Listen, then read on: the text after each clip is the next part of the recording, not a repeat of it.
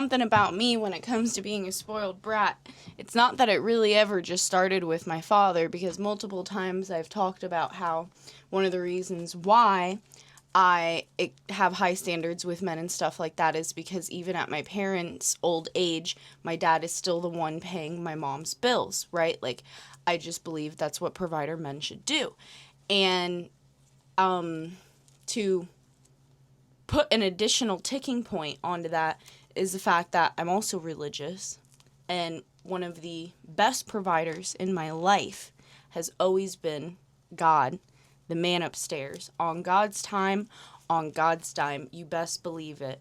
Let me tell you, something that's never led me astray is when I didn't have a provider, when I didn't have a man in my life that I felt like I could trust, that I knew was, on my side and everything like that, God always provided for me.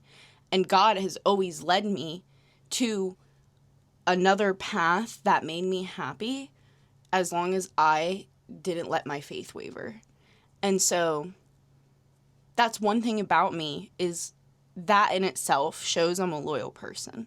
Like, that's like a big thing about me, is when I'm with someone, I'm serious. And typically, like, that's what a lot of people with religion, when people get married and they're super religious and stuff like that, one of the reasons why, like, let's say guys with an extravagant amount of money will try to look for a woman who is super religious, is because that usually means not only are they, I guess, more purity-minded or whatever like that, but yeah, they're typically more loyal. But the reason why, like, I'm sure other people have their reasons for being religious and loyal and stuff like that, but for me, it's a form of self-obedience. It's a form of not giving into sin. And the thing about it, why, like, I praise God, so highly and stuff like that, and then I'm also the kind of girl who's gonna turn around and tell you to date that man for his wallet today. Because men give in to sin, to lust. Men give in way easier than us women. And have you ever, fellow woman, tried explaining to a man the reason why you believe in God is because, like, you've been through something like childbirth or whatever?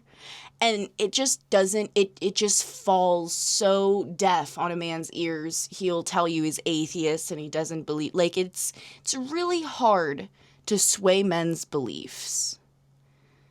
So I just don't even bother half the time. You know what I mean? Love God, praise God, and take that man's wallet today. Because they sinful beings.